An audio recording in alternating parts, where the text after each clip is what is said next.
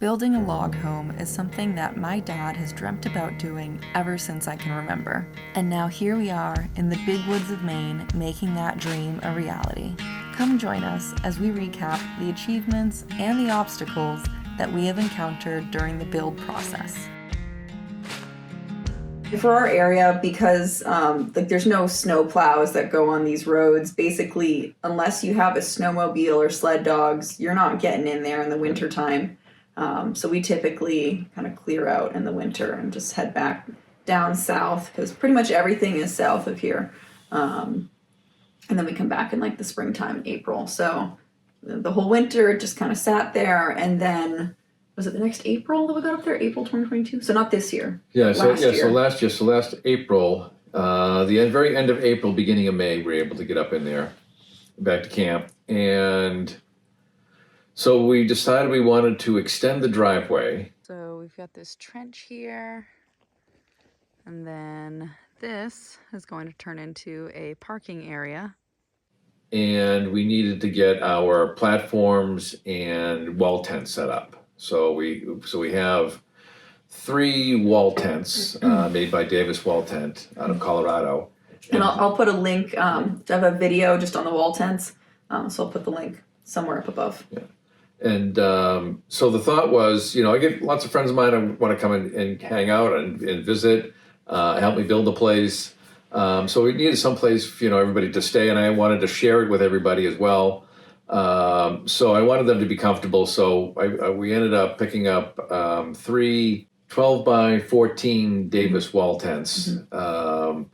And so what we ended up doing was having a rain fly that we bought from them as well, and that goes over the whole tent and extends out 8 feet. Yeah, nice little porch area. Yeah, see, in front of each tent, you've got an 8-foot overhang. That you got a porch area, which is nice. So we set them up on platforms that summer, got that done. We got 2 of them done. Yeah. Possibly a 3rd one, and then had the driveway extended so we have like a parking lot. Don't forget about leveling the platforms. Yeah. so the first one. So our property has an incline towards the lake. And the first one, it's not like a bad incline, but the first one we had used like some logs to basically level it all out. And then, because we had the excavators come back, I think that was when they extended the driveway. Yeah. And he was like, oh, do you want to just like make 2 little flat areas for the next 2 tents? And we're like, yes. Yeah, that's yes, right. Please. Yep. So that was a great thing. Yeah, when we had the excavator there, he was able to, basically clear out a pad area for the other 2 platforms, which was great. Yeah. So when you get, an area cleared, it all depends on what you have them do. So we just had, the original excavation done. We had them, take out all the stumps, just create a pile on the side of the yard, and then, put in a gravel driveway, and then, a gravel pad area, where the camp was going to be. Second go around, we had an excavator come back in and just extend the driveway. So we have like a little parking area, which was helpful. That was super helpful. And then we got 2 platforms up and 2 tents up. Yeah, and we actually built the platforms at home. I guess you could just build them on site, but we thought it'd be easier to build them at home in the backyard, back in the land of suburbia, and then basically take them apart and then just bring the pieces up to camp and then reassemble them up there. Yeah. Which was helpful because then you know that it all went together correctly and everything fit. And, if you made a mistake and you had to go to the hardware store to grab a piece of another lumber, you could easily do that. So the nearest hardware store is 2 hours? Yeah, it's probably like an hour and a half, but then you're talking like a 3-hour round trip, Yeah. So you want to avoid that. So, and then again, so that's part of the adventure. So the second summer, we were able to, get the driveway extended. We got the platforms, 2 platforms in, 2 tents up. Those tents were such a game changer. Like they're not having to be in a traditional like dome camping tent, and you're on the ground, and you don't have a whole lot of ceiling height. Just having a tent that I can show up. It's on a platform. It's dry. There's a rug in there. We've got queen size beds in them. Just having all that set up and not having to pack a mattress or bedroll is. Yeah, if you're going to be building a camp remote, you got to be comfortable when you're staying there. We looked at the idea of bringing in, like a travel trailer, but you can only seat, so many in there, and then it's tight quarters. So we figured, we can get, 3 wall tents, and we're there basically during the more milder weathers. Also, obviously, the wall tents are way cheaper than buying like a trailer. Yes, yeah. Way cheaper. And you got way more room. Yeah, way nicer. Everybody has their own little. So, I've got friends of mine that come up, they're couples, you can have one tent to yourself. You get your own little space, which makes everything, comfortable You're not for everybody. all crammed into, we've got a bed here and a couch here. I know. The table turns into a bed. Yeah. No one wants to do that. And it's helpful too because I can have, sleeping bags and blankets and pillows and stuff there so that if somebody comes up and they don't have that equipment, they're comfortable.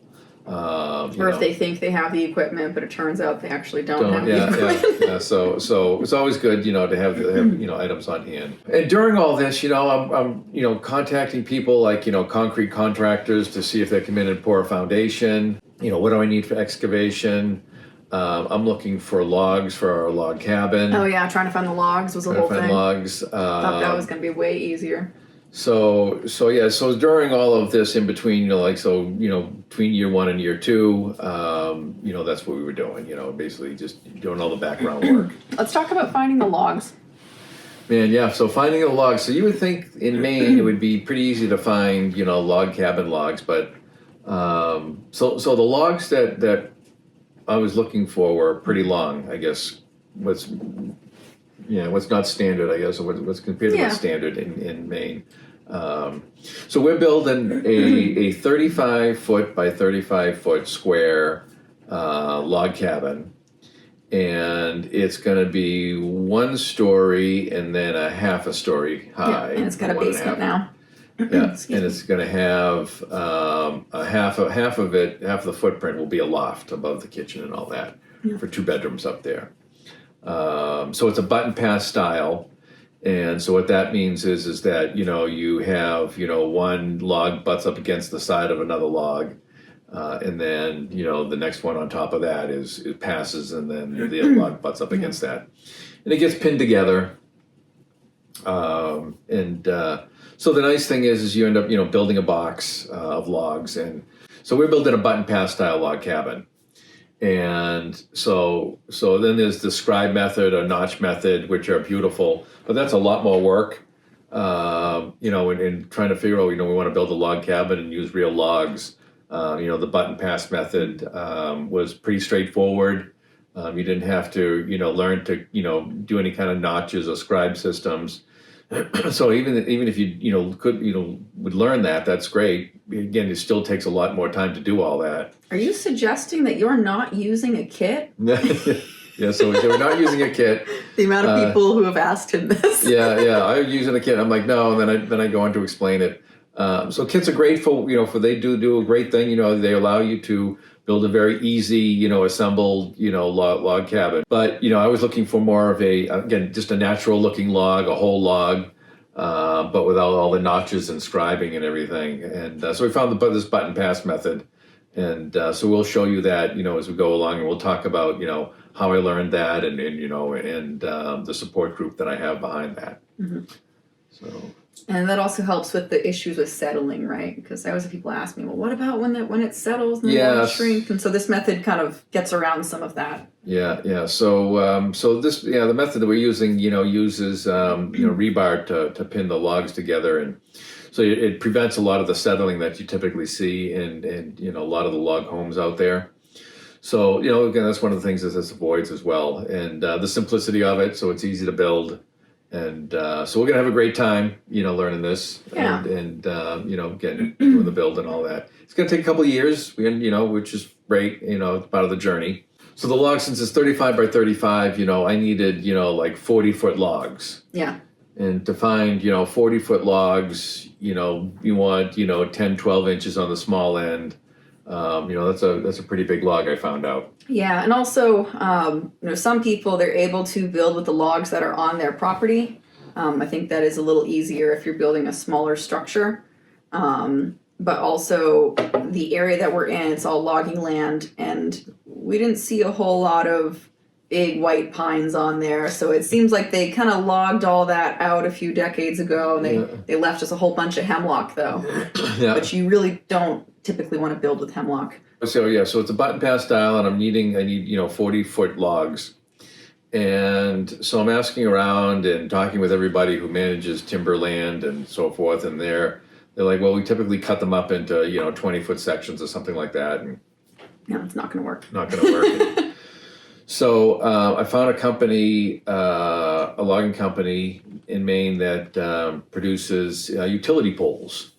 And so I contacted them, and so they're able to supply me with red pine logs that are 40 feet long, and that are 10 to 12 inches on the small end. So that was wonderful. So I was able to source the logs there.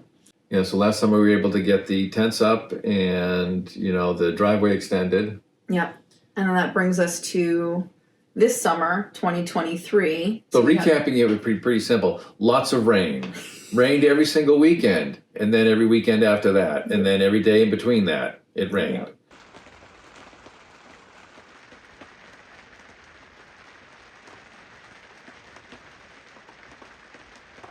I can assure you. Yeah, it was great. So everything was like flooded. We normally have a beach, and there was like no beach. The water was just right up like into the woods. It was crazy. So last year we had like, 100 feet of beach. Yep. Right now the water is way up here. yes, people's docks were underwater, and Someone's it just dock rained like and floated rained. down the lake, right? Oh yeah, I lost a dock and just crazy. So of course, we were planning on putting in a foundation this summer, and you always want to make sure you pick like a summer that it rains continuously, right? Because when you dig a foundation hole, you don't want it to fill up with water. Yeah. And we had lots of water and mud. I think a hurricane came through or something. Yeah. Dumped 5 inches of rain into our freshly dug foundation hole, which was spectacular. Oh yeah, and we also found that there was some concern because our property is on a slope on where the foundation should go. Because originally supposed to be in the middle of the property, and then when we were talking with the excavator and the concrete foundation guy, we're like, no, where do we have to move it over? What kind of drainage do we need? And so there was a lot more kind of extra stuff that had to go into it that we weren't originally planning for. Right, yeah. Glad you brought that up. Yeah. So we had it basically, in one spot. And when the concrete guy that we're using came to look at the lot and figure out where the foundation was going, he was concerned about water flowing down the driveway. So he suggested we move it over to the right. And so we ended up doing that and worked out great. So we had the excavator guy come in and dig the hole.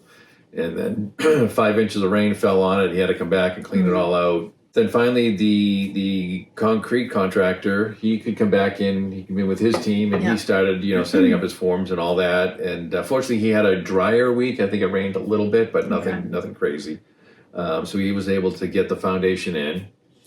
And then once he pulled his forms off, then it was my job to basically waterproof and insulate the exterior of the foundation. Yeah, but I wasn't there for that because I was dying with homework. Yeah, so I got some photos of that, and so basically you roll on this rubber goop stuff, black, and then we bought these foam panels that allow water to go through it, and then the water drains out of it. It's called a drain board, and it provides insulation. It's like an R10, so we insulated the whole exterior of the foundation.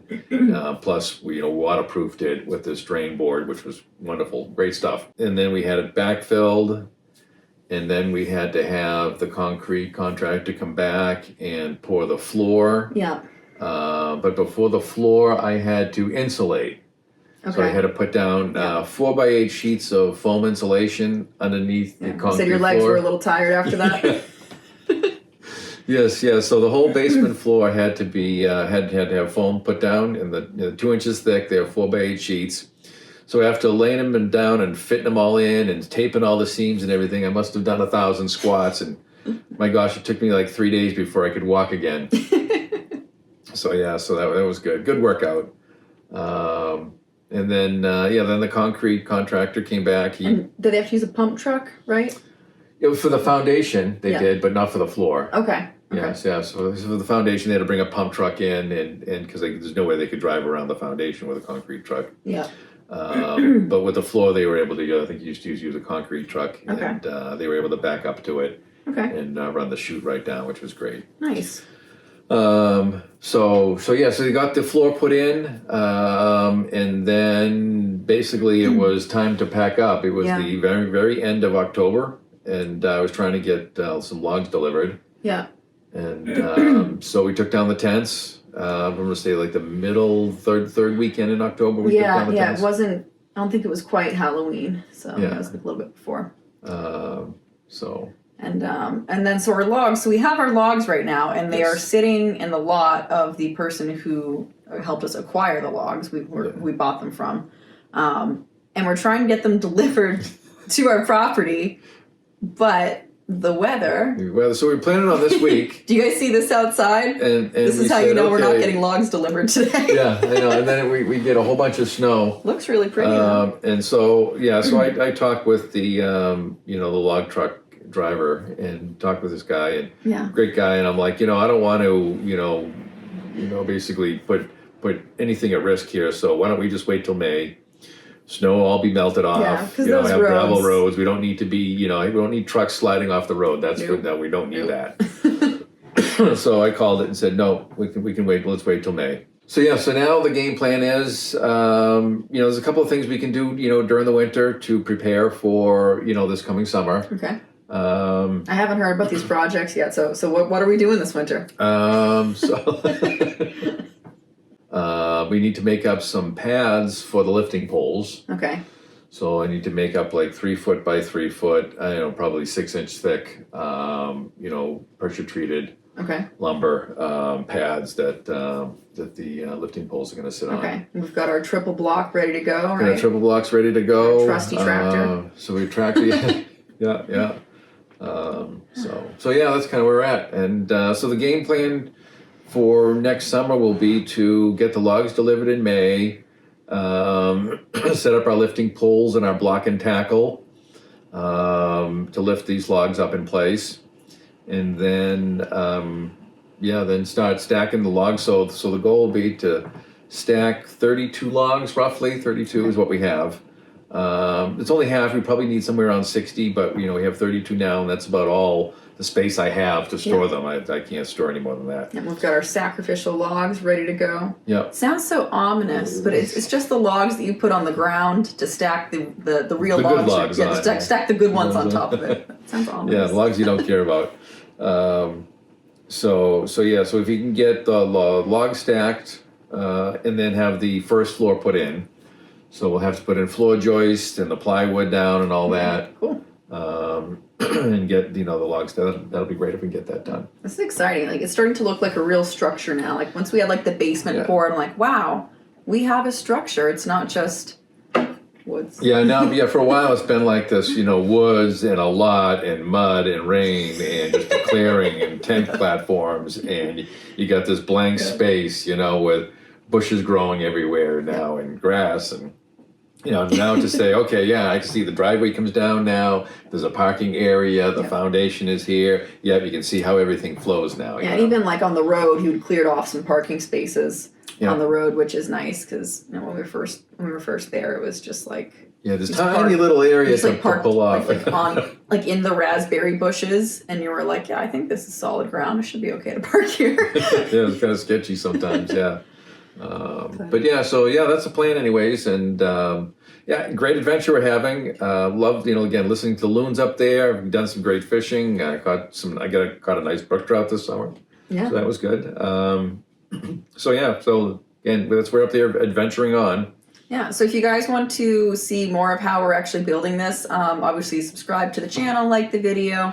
But I do have playlists set up. So I have a playlist set up just for the construction type videos, because I also do other types of content like travel vlogs, hiking, hunting adventures, and I have different playlists for those. So if you just want to say like, hey, how are you guys building this? I want to see the construction videos. There's a separate playlist for that.